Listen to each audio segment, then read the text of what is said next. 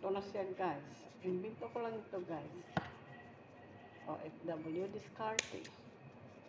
Ito naman ang naisip kong breakfast. Ito ay kubos. Tapos 4 egg. Tapos mortadella. Bell pepper. Tapos onion. Tomato. Tapos cheese. Diba? I-try natin. Pero sure ako na masarap. I know this perfect. Sa isip lang.